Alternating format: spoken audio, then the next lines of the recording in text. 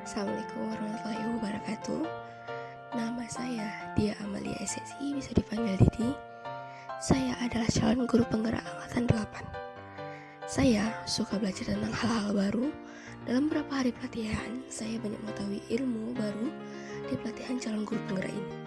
Berikut intisari pemikiran Ki Hajar Dewantara. Halo, intisari pemikiran Ki Hajar Dewantara.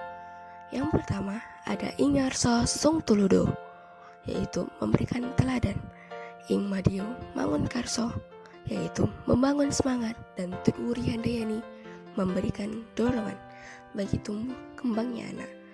Nah, di intisarinya saya mengetahui ada beberapa faktor. Yang pertama, budi pekerti, di mana konsep budi pekerti dalam pendidikan Ki Hajar Dewantara mencakup nilai-nilai moral dan etika yang harus ditanamkan dalam diri anak sejak dini. Yang kedua, peran pendidik. Diibaratkan peran pendidik ini sebagai seorang petani atau tukang kebun yang tugasnya adalah merawat sesuai kebutuhan dari tanaman-tanaman itu agar tumbuh dan berbuah dengan baik.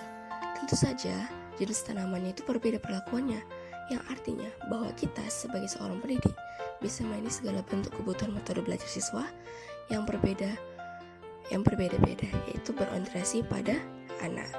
Yang ketiga, mengintegrasikan unsur permainan dalam proses pembelajaran, di mana ketika anak bermain, mereka merasakan kegembiraan dan kesenangan, yang pada gilirannya membantu menciptakan suasana belajar yang positif dengan memasukkan unsur-unsur permainan dalam pembelajarannya. Yang guru harus dapat menciptakan keterlibatan aktif siswa serta meningkatkan konsentrasi dan memfasilitasi pemahaman konsep dengan cara yang menyenangkan.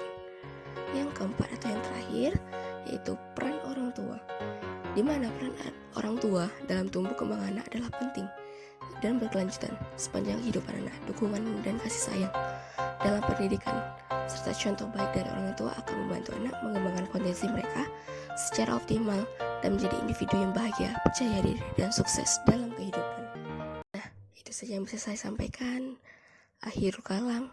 Assalamualaikum warahmatullahi wabarakatuh.